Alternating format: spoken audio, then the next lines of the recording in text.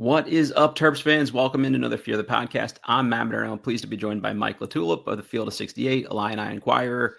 Mike played at Illinois. I think he does as good a job covering this conference and just college basketball overall for Field of 68 of anybody out there in the game right now. So if you're not following him already, go to LaTulip_Mike on Twitter. You can see all the great work he does there and follow him over at Field of 68. Mike, thanks for coming on and looking forward to talking some Big 10 hoops with you.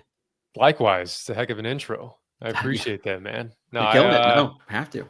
I'll tell you this, man. Last year, obviously, I went to Illinois. Not last year, but talking about last year's season, sure.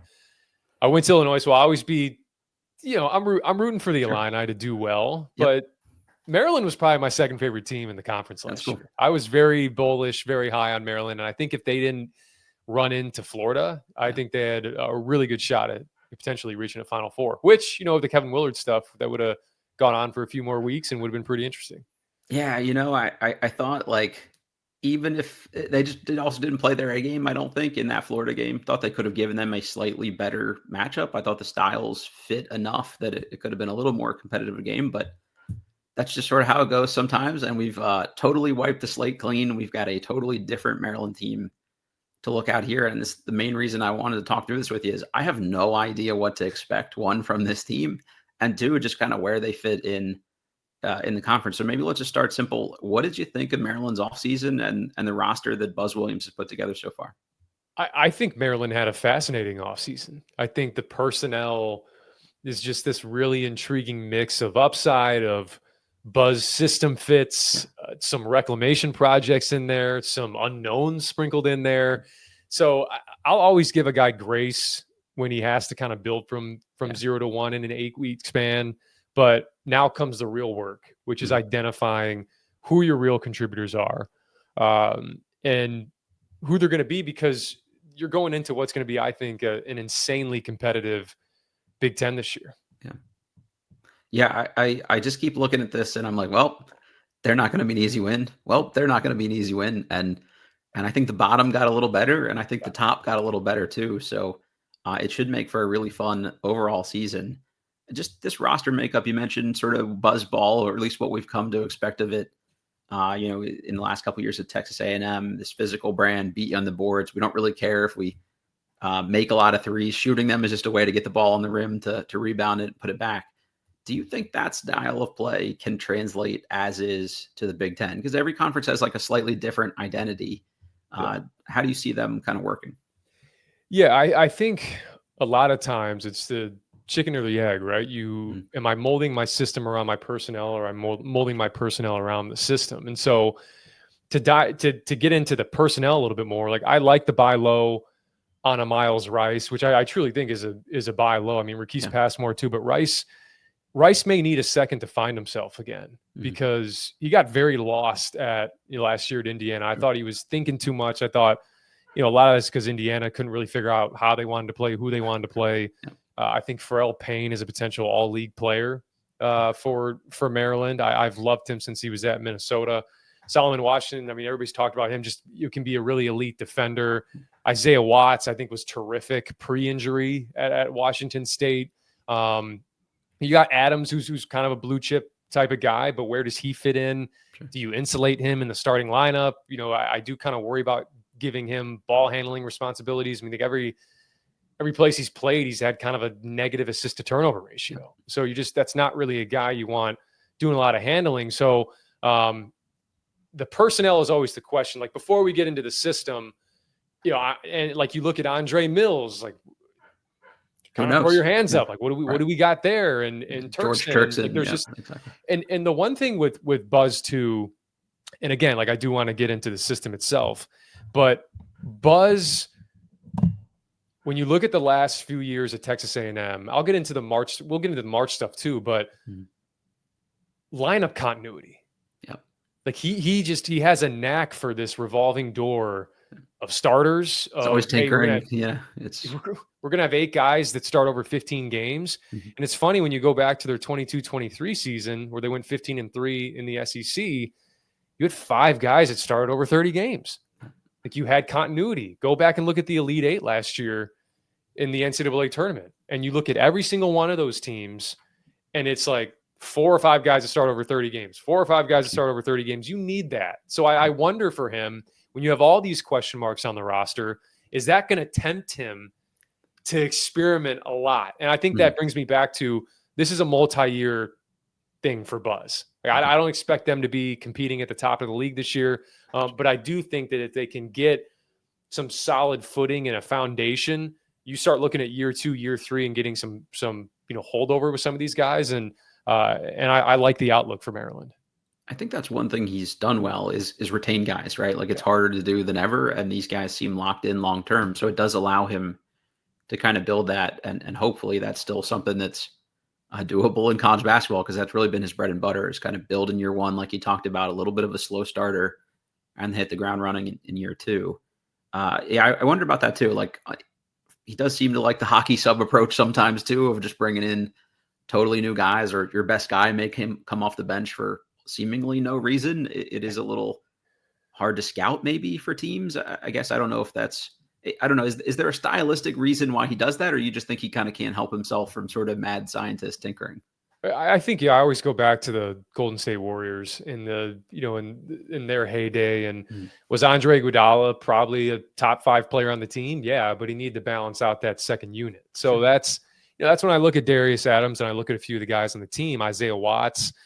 Is there a guy that's likely a top 5 player on the team that just sits in that second unit just for balance, right? Yeah. We can't have our top 5 scorers be our starters a lot of times. I mean, you need guys that can bring different things to the table. So I think that's part of it for him. But still, like, you need to find something early and stick with it. And that's why the evaluation process is important. That's why the summer is so important. Getting guys on campus, the fall is so important, so that when you get to the season, you at least have some semblance of what you want to do. Because granted, there's going to be guys that when the lights come on and it's time to play, it may look a little bit different than it did in practice. So you got to, iterate there.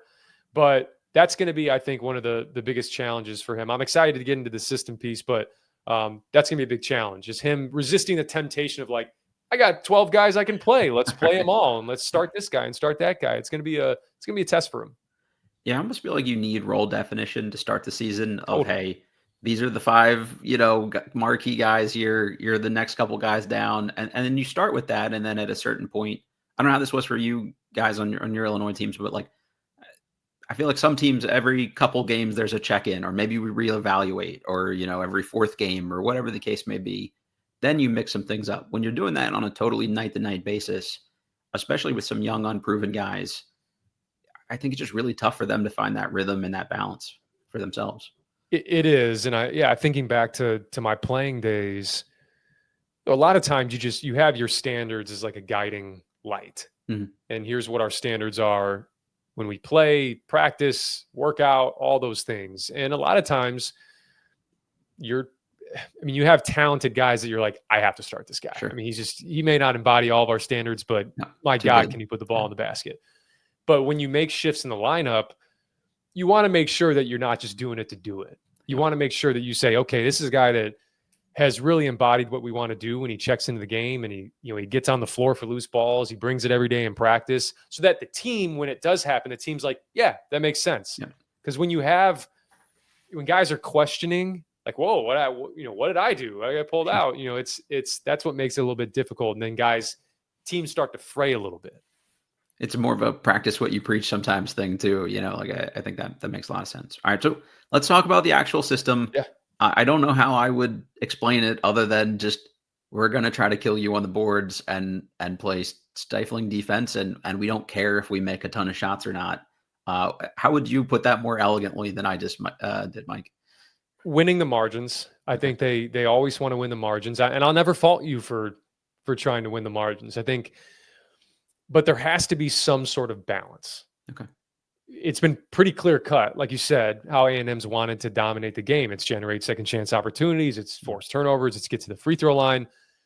And A&M's offense, in their offensive standing nationally, I think they were 42nd in KenPom nationally offensively, but a lot of that was propped up by the rebounding and free throws. Yeah, for sure. But the tournament success didn't follow because all the other offensive metrics were not only bad, they were some of the worst in America. And so it can't just be we are this, but also that. Right. There has to be some, even if you're sacrificing a little bit on the Mhm. offensive glass, can you get a little bit more wiggle offensively? Because I think you are playing with fire every single time you step on the floor in March, because all teams are susceptible to getting bounced because of a poor shooting night. But when it's likely for your team, something has to change. I just like quickly to break that down. Let's look at Buzz's last 3 exits in the NCAA tournament. Penn State in 23. Yes, Penn State just burned the house down, shot 59% from 3, but you shot 34% from the field. You didn't give yourself a chance. Yeah, right. Houston, 2 years ago, losing OT. 3 of their top 5 guys foul out for Houston. Mm-hmm. And you shoot 38% from the field. And you go 29 of 45 from the free throw line. You shoot 64%. It's crazy. So even given all the potential to win a game, you were just so plagued by your inability offensively. Mm-hmm. And then last year against Michigan, not only did Michigan all rebound you, but you shot 38% from the field again. So that's just been the common theme that's followed you. Like, I love the idea of like, well, we're going to turn you over enough and get enough back on the glass to win those. Ole Miss tried to do the same thing this year, try to win those margins. But my God, when you get to March, it's just like, we got to have a lot of luck involved. We got to hope that these other teams have really poor shooting nights so that we advance. And I don't like playing that game. Like the psychology, and this is like the part of the game that I love. I don't like when your system is we get all our misses. Right. Because if your system is we get all our misses, you're just thinking about missing. Yeah, exactly. You're thinking about, hey, just get shots on the rim as opposed to make shots. In such a confident sport too, you don't want people having that mindset. 100%, man. Like, you can't go into a game and say, like, you can go in and say, hey, here are, like I said, our guiding principles. We play hard. We pursue the basketball. That can be your system. Like, that can be what you do. Now you have intricacies offensively and defensively, but you still have to go in and say, do we have the personnel to be able to generate high percentage looks? And for those high percentage looks, do we have the personnel to make shots? Yep. Because yes, they were number 1 in the country offensive rebounding percentage, but all the top 10 teams in the country that in offensive rebounding percentage, 9 of the 10 were 270 or worse in 3-point shooting. Yeah. Like, they couldn't shoot. You know, the one that was in the top 10, Florida. You know what they did? They won the national championship. Worked out pretty well. Yeah. Worked out well for them. So those are all things that I think about where, if your system is getting your misses, I don't know how sustainable that is for winning long-term in March. So we've seen it, when he was at Virginia Tech, I look into Nikhil Alexander-Walker and Ahmed Hill, like a lot of those guys on that team, like those guys could shoot it. Yeah. They still played a slow pace, but they could shoot it. They weren't as good rebounding, but those teams, I talked about having wiggle, like those teams had a little more wiggle to it. The Marquette one is hard to gauge. It was pretty different. Tom Crean leaves in the middle of the night to Indiana, and you inherit just like, Jimmy Butler, Jay Crowder, just an insane crop of wings. So I wonder if eventually he shifts back to that.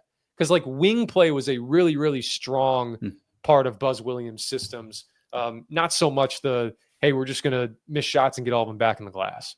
You see a lot of the guys that they're recruiting for 2026 are those 6'7" guys that are physical, can defend, but also profile is, at least better than average shooters. So I'm with you. I think that's something they're trying to identify. And maybe this first year is just, hey, let's make the most of what we can with the guys available to us. And I think what you just said is exactly how I feel about this. Mike just said a lot more elegantly. So I appreciate you putting that into perspective, because it's the things they do well gives you a certain baseline, and other winning teams do that. They're just better at all those fringe teams. Like, you look at that San Diego State team a couple of years ago that made the Final Four, like they were going to kill you on the offensive glass, but they also made enough shots, especially in that tournament run, to get there. Like, you see Houston do it, you see Auburn do it. Like, these guys that are physical, aggressive teams, but they also have a couple dudes that can just go get buckets and be fairly efficiently.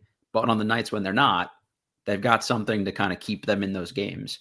The thing that keeps them in the games can't be your bread and butter and the only thing that you do. Otherwise, like you said, you're reliant on bringing teams down to your level, which may or may not happen. You're reliant on, hopefully we have a couple nights where we shoot better than average. That can't really work. I do think there are a couple guys here that maybe if things break right, they could do a few of those things. Like I'm excited to see Miles Rice just kind of in a new, fresh situation here. Obviously Marquise Passmore did something to be a top 50 recruit, so there's something there. And that Kansas situation was a little weird. So if you're going to have a reclamation project, that makes sense to me. Elijah Saunders last year, Virginia was kind of a mess, and I think as they started to get better over the course of the season and figure some things out, so did he. I don't think he's a low 30s shooter or anything like that. I think he's a high 30s guy that gives them some spacing. David Coit was really good, for stretches even last year. It just never was particularly consistent. So I do think there are dudes there. You hear some good things about Andre Mills. I don't think he's going to be their savior shooting the ball, but can he be another physical slashing guy? That'd be great. And then if Darius Adams is, this top 30-ish kind of kid that makes enough shots, like maybe he keeps you honest. So if a few of those guys pop for you, I think that's maybe more along the teams where, we're talking about it in past stops, and maybe they do have some of that extra juice that you saw at Virginia Tech and things like that. One of those guys or two of those guys is going to need to pop. Yeah. Right. They need to. And granted, you talk about Passmore, the pedigree. Coit's been a guy that at the Division I level has been a 20-point per game scorer. And I thought there were times last year for Kansas where, when things got a little hairy, he's pretty stable. Yeah. And I look at Darius Adams and some guys whose roles may be a little bit unpredictable. Like I could see Coit emerging as a, semi-impact guy, because for a coach, when you look down the bench, you're like, hey, I kind of know what I'm going to expect from him. I know what to expect from him. There's a lot of value in that. So I like him as just like a high floor guy for this team. But you touched on Rice again. I'm buying low on Rice, and low probably isn't fair, but just the trajectory that he was on after Washington State. Yeah, we thought he was going to be a star of college basketball essentially, and being that all materialize. league. A lot of guys have projected him to be like a first or second team All Big 10 guy last year because of what he did the previous season. So I like that. And I talked about Watts too. I mean, Watts just totally different player, confidence wise, and even athletically. It looked like, even though it was a hand injury or wrist injury, you miss time in the middle of the season. It's really hard to regain your rhythm. So I think you give him another off season and he comes in confident. And you talked about Mills. I mean, this is just like, you look at the teams at like Michigan State last year, they needed Jace Richardson to pop. I mean, that's the only reason they reached the ceiling that they reached, was they had that extra guy, despite the shooting woes, that could go get them one, that just knows how to play, could shoot it. Who's that going to be for this team? If they're, I'm not saying it's, hey, who's the top 25 draft pick, right, but who's the guy that can move the needle like that? I love Mills' ability, like you said, to slash, the rim pressure. That's something he was tremendous at the prep level, getting to the free throw line. All that's, I think, really important. So I talked about fascinating was the word that I used. These are all the reasons why. Yeah, there's just so many question marks, and if they get a few of the right answers, I do think maybe the ceiling is slightly better than I'm thinking right now. It ultimately could be. You mentioned Michigan State there. That's a team I wanted to talk about a little bit. Just maybe some parallels between how this team will want to play and what Michigan State has tried to do the last couple of years. And you mentioned it, they really popped last year because they had a guy essentially, and they haven't really had that much a couple seasons before. They got a little better in the front court, obviously, last year too. So that way they played, of just trying to out-physical guys, beat you on the glass, and then get into transition and things like that. Can you see some of those same things working for this Maryland team? I could see them out-physical, being physical with teams. I could see them beating teams on the glass, but the pace and the transition piece is the most important piece. Mm-hmm. And honestly, I think it's a really important piece for this Maryland team specifically, because I think Miles Rice can get out and run. Right. Because he's quick in transition. I talked about Darius Adams and some of the ball handling concerns, some of the playmaking concerns. But what I do like for him is his ability to avoid playing in close quarters. Mm-hmm. And you don't avoid that if you just settle down in the half court every time. Yeah. I like Pharrell Payne's ability to rim run and get down the floor, set early drag screens. I think all that stuff comes with pace. And that's something that you don't just do. You have to rep it. You have to ingrain it in your mind. It's like, when we get the rebound, we're a good rebounding team. Let's go. Let's run our lanes. Let's get down the floor. And then you can at least mitigate if there is a lack of shooting on this team, Mhm. you can mitigate it a little bit like Michigan State did, because transition spreads everybody out. Yep. And matchups aren't set. Now we Mhm. got, Andre Mills with a smaller guy on them who can attack and get to the basket. They couldn't quite match up. You got Miles Rice with a 4-man that had to just emergency switch. Now we can get downhill. Now you get 2 to commit, dump off to Pharrell Payne. There's a lot that you can do that comes from pace. Like I don't like the thought of this team spending the year in the half court. Yeah. I just don't. It's going to be ugly.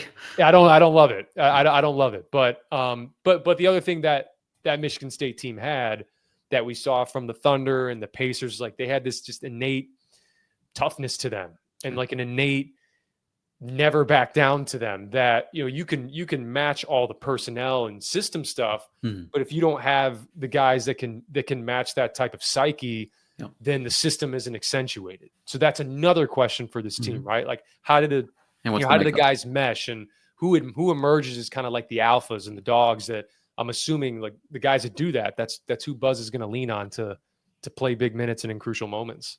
I'm glad you mentioned the pace, because I look at this roster and maybe any team in the Big 10, this is a team constructed to just get out and run as a way to generate offense. You'll get Solomon Washington, George Turkson, Andre Mills. You mentioned Pharrell Payne rim running. Like those guys, I think will thrive in an open court, slash it on people with where actually lanes, and you're not going to get that in the half court with the personnel you have. And then if you have Saunders and guys like that as trailers to spot up for 3, like that to me is a really dangerous, hard to guard group that could consistent pressure on you in transition throughout I just don't know how they score points, honestly. Like if they don't run, but it seems like Buzz has been kind of reluctant to do that a little bit some of these last couple groups. And to me, I don't know how this is successful if you don't have like elite pace, essentially. I mean, luckily, I think a lot, like I said, there's so much that trickles down from the NBA. Mm-hmm. I just feel like if you're watching those finals, you're like, man, the Pacers, for all the potential shortcomings you could say they have, they're able to mitigate it with their ability to just always have you on your heels. Yep. And maybe that's when I talk about, hey, you need to find some lineup continuity. You can't play 12 guys, 13 guys, but if you're going to do that, I mean, in Michigan State for many portions of that season played 10, 11 guys and had to have pace too. And then you can kind of cycle guys in. So there has to be, correlations there and within the lineups and the system itself. So we'll see, man. Obviously, we don't know exactly who those guys are, a little pop and kind of what this exact group looks like or their total style of play. But just based on what we've talked about, what we see on paper here, if you're game planning to stop this roster as constructed, I mean, slowing it down seems like the way to do that. And just kind of daring them to shoot and trying to keep them off the glass. Like that's seems like a no-brainer staple that everybody would try to do against them, I would think. Yeah, and this is all going to come back to defense too. I mean, how stout is your defense? How many turnovers can you create to get out in transition? Obviously clearing the defensive glass, but there's going to be plenty of teams that are like, hey, if we can generate high percentage looks on Maryland, then we get the ball through the basket and we can go back and set up our transition defense. And we can easily set up to force them to play in the half court. So that's what I look at. Because I know Miles Rice. I mean, it's funny that I just feel like the 2 stops that he's been at, Indiana tried it a little bit. Washington State didn't play very fast. But Miles Rice also played alongside Jalen Wells. And, who's that going to be for Miles Rice? Because I thought it really helped him being able to be off the ball a little bit at times. I agree. And then he can just kind of catch and stampede to the basket, catch and attack his closeout, off a guy that's going to create a little bit of gravity. So there's definitely going to be ways to try to slow down this Maryland team, but that's why a lot's on Miles' shoulders. Because I think a lot of teams are going to look at him as, hey, if we can stop Miles, stop him from getting out in transition, stop him from running, maybe we can make life difficult on them. Obviously, it's all basketball's like this, but I feel like the Big 10 maybe especially is kind of a copycat league. When we saw teams go a little bigger, have a couple more plotting bigs, like the Kofi Coburn style guys that were willing to just kind of beat you up and be physical. We saw Hunter, obviously Zach Edey made a living Garza, at the rim. Garza, yeah, exactly. But it looked like last year we saw maybe teams transition Illinois, especially, I think, tried to get out and run a little bit more, a little less, like booty ball style, back you down in the mid post. But any way you see this league particularly going and continuing to evolve here? And do you think there are any like inefficiencies with that this Maryland team can try to exploit? It's a really good question because you're right. I mean, Wisconsin last year had the most fast break points in their school's history. That's right. Yeah. It's just, they had so many guys that could go out and create advantages in transition. You saw Purdue, because they had Braden Smith, would opportunistically really get out and run. Mm-hmm. Iowa's always played with a lot of pace. I mean, it's been such a misnomer over the years, the past few years, that people think Big 10, they think, pull you into the mud. And what's funny, like the way we envision, we hope that Maryland will play with more pace this year, but the way you envision this roster and the way Buzz has been is almost how the old Big 10 was. Yep. Whereas like, hey, get you on the glass, slow the game to a crawl, have you in the half court. But the other thing, when I talk about the margins with the Big 10, there's a lot of teams in the Big 10 that do a good job taking care of the basketball. That's a great point. It's just, Northwestern has done a tremendous job of it. Iowa's done a tremendous job of it. Illinois, like you go on down the line, there are teams in the Big 10 that just simply aren't going to let you walk in and win the margins. Mm-hmm. So that's something to factor in.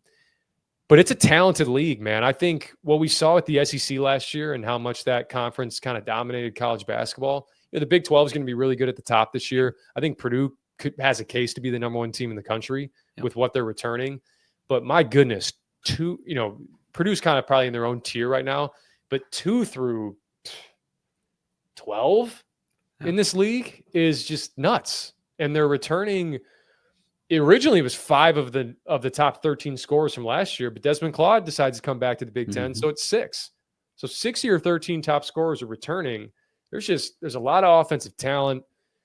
We just saw, and that's what's even crazier is we just saw 8 Big 10 players go in the first round of the NBA draft, and we're still talking about this league as, man, the talent that's coming back, the production that's coming back. It's definitely not the year to come in and be like, yeah, well, let's see what we got. Like, you better know what you got, or you can fall quickly in the Big 10. You mentioned Purdue there. I think they're the prohibitive favorite going into the season. That could be the best team in the country, at least on paper early. I'm not as big on what Michigan State brings back personally. I do think Michigan kind of reloaded a certain amount here, especially in the front court, and keeping Axel Lendenberg on board and not having him go in the draft is huge. Wisconsin loses Tanjay, but they replace him with some guys that make some sense for them, like a Nick Boyd. Illinois goes the whole Balkan direction, which I would definitely want to get your perspective on. I think Indiana's going to be changed up. We mentioned the no easy nights thing here, and 2 through 13 could be, essentially a mixed bag. But are there a couple teams that really stood out to you as having particularly better off seasons maybe than the rest? Purdue certainly had a great offseason just from the retention piece. And I thought, all the additions that they made, Omer Mayer, obviously you get Jacobson back, but Oscar Clough to just kind of fortify that front court, which really plagued them last year and had them defensively have to move all these things around to keep Trey Kaufman out of foul trouble. So them, I think, having a more cohesive unit. You get CJ Cox back, Jakari Harris. I mean, they got everybody back from just a really solid team, not to mention 2 All-Americans. But I like what they did. Michigan State, I was actually kind of high on them as like a potential top 5-ish team. The Caleb Glenn injury is huge for them because I liked where he fit in there. I still think, we're going to be sitting here potentially in February and Cohen Carr is going to emerge and we're going to look around and be like, oh yeah, it's a first round pick. Yeah. Just, I could see it happening. It's only a matter of time, it seems like. Fast. Yeah. So that's another team. Oregon gets Biddle and Shellstad back, which is really massive. Wisconsin's interesting because I love John Blackwell. I think he has a chance to be, maybe not a player of the year in the league, but certainly a first team All Big 10 guy. And they get Andrew Rohde from Virginia. You get Nick Boyd. Last year with Klesmit and Tanjay and I'm thinking of and Blackwell. Yeah. Like you have 3 guys that could really create rim pressure. They could get to the line. They shot free throws better than anybody in college basketball history. And then now it's like, the previous year it was Hepburn and Blackwell and Klesmit. And they always had this like, this 3-guard playmaking, put pressure on you group. And I think you have that with Boyd. You definitely have that with Blackwell. Not sure you have that with Rhodey. So there's some concerns there. But the rap kid from Portland State, I think, just insane. Like his ability to shoot the ball at 6'10". He's going to have a couple games this year, 5 to 6 threes. There's a lot that's happened in the league. And then you mentioned Michigan. That's the last one I'll hit on. The guard play is really going to determine it for them. I mean, the Danny Wolf blueprints there for Yaxel Lendeberg, just playing in the middle third of the floor, high ball screens with Marez Johnson, with Mara. There's a lot that they can do there. Trey McKinney is a guy that not many people are talking about because he's a freshman, but he's a bulldog and will really, I think, have an impact on this team. But you look at Cadeau and Roddy Gale and a few of these guys, like, what are you going to get from them? Yeah. How are they going to help this team from a floor spacing standpoint? Where does Roddy Gale kind of find himself with some of these new additions on this team? There's some question marks there in the backcourt, but the front court and the potential for rebounding and defense is so good that I think a top 10, top 12 preseason ranking is pretty warranted for them. I like looking at them. I would just be shocked if they're not a top 4 Big 10 team at the end of the season. Like that just seems. And Dusty May's a hell of a coach. Yeah, too. For sure. Yeah, he's hard to argue with what he's done the last couple of years at the very least here. Are any of the teams at the bottom potentially that you think could make the biggest jump or would be like a sleeper kind of team? Like I think this like Minnesota roster is like not kind of as bad as we expected. They've got a really good coach. I think Washington, I like a little bit more how they've put this team together, but anybody that's standing out to you? Yeah, I think you got Rutgers and Penn State as the no doubt 17th and 18th team in this league. And then everybody else is kind of in play. Like I just kind of trust Chris Collins every season just to optimize that group. Yeah. You touched on Washington. Yeah, totally. I mean, I think just going and look at like getting Wesley Yates back, you add Claude, Somerville comes over from Rutgers, who, not the highest on, but he's at least a serviceable big. They get the Steinbach kid from Germany. Kamari Peterson is a guy that really filled the stat sheet at the mid-major level. The Mandequick kid is on the USA circuit and has been for the last few years. And that's not even to mention Zoom Diallo. Like they have a really interesting backcourt and core in that backcourt. I think Yates has a chance to be an NBA draft pick. I think he's got that type of size and strength and shooting ability. So I definitely look at Washington. Another team that was kind of floundering towards the bottom last year that I'm excited about is Iowa. Right. You get Bennett Sturts. You bring a lot of what I thought Ben McCollum tried to, use as his system at Drake. Bring a lot of those guys over. Now you can't be the slowest team in America and come over to the Big Ten. I think Grant McCaslin realized that coming from North Texas to Texas Tech. Like, you got to play a little bit faster in these leagues. I think he'll do that. But Fulgaris is a guy that I think has all Big Ten potential, NBA potential. Hawson can shoot it. Sturts can shoot. Like they got guys that can shoot it. They get their offensive rebounding core like that they had from Drake back. I'm really bullish on Iowa to be a team that they finished outside, I think, the top 12 or 13 last year. I expect them to be right there in the mix in the top 10. Yeah, I'm kind of liking what USC's done there too. Obviously, like Brandon Rice a lot as a Maryland guy, you have to, but they just feel like a little bit more of an Eric Musselman team, and it's hard to keep a guy like him down. 2 seasons in a row here. Mike, last question for you: does it still feel weird to you to talk about Maryland as a Big Ten team? Like, I can't get over it still when we have these convos of like, oh yeah, that's who Maryland slots in with now. Not as weird as the 4 that came in last year. Yeah, that's a good point. But luckily, I was there when Maryland came into the Big Ten. And so that was the Des Wells, Melo Trimble, that group, Jake Layman. And really our first, one of our biggest ranked wins of the season was against that Maryland team at home. A lot. Yeah. Malcolm Hill had like 28 points. It was a great night. We were missing our best player, and we're able to pull out that win. And I've always kind of had an affinity for Maryland basketball, even going back to the days of, their battles with Duke and in the ACC. And, I just love that early 2000s, Juan Dixon, Chris Wilcox, Lonnie Baxter, good old days. Nick Cantor Medley. Like there's just that was in the jerseys too. I'm not even kidding you. I think so. There was a place by where I grew up, a store called Campus Colors. Okay. I don't know if you'd ever heard of it, Mm-mm. but you go in there and they have every freaking college jersey known Oh, to cool. man. And I'm Love not it. kidding you. My mom ended up giving away, I think, all of my jerseys while I was at camp one Sure. weekend, which I'll, still Come on, bone Mom. pick about that, Yep. 15 years later. But I had a Gilchrist jersey. Nice. I did. Loved him. I loved him, and obviously Steve Blake was a little bit before that, but Sure. Gilchrist was amazing, man. I loved him. Those teams were fun. That's so fun to watch. The only person that maybe didn't like John Gilchrist was Steve Blake. Obviously, they haven't got Great video. yeah, that's an all-timer. But uh, Mike, thank you for doing this. This was great. I know it's early and things could change between now and then, but roster seemed mostly kind of set. So I feel like it was a good time just to check in and see what we can expect going into the year here. Ultimately, top half-ish reasonable finish for you in the Big Ten for Maryland? I think I had them 8th or 9th. So Okay. right in that range. And then you just, Yeah. you kind of tilt one way or the other, depending on how quickly you find your identity. And that you talked about role allocation and lineup continuity. That's going to be the name of the game. That's what makes this fun, man. Yeah. Just trying to decipher and project, because at this point, that's kind of all we can do. Yeah. Somebody always surprises you, if not multiple teams always surprise you. And once you see them out on the court, things are always a little different than you imagine. So that's the cool thing of just seeing how we prognosticate and how it works out.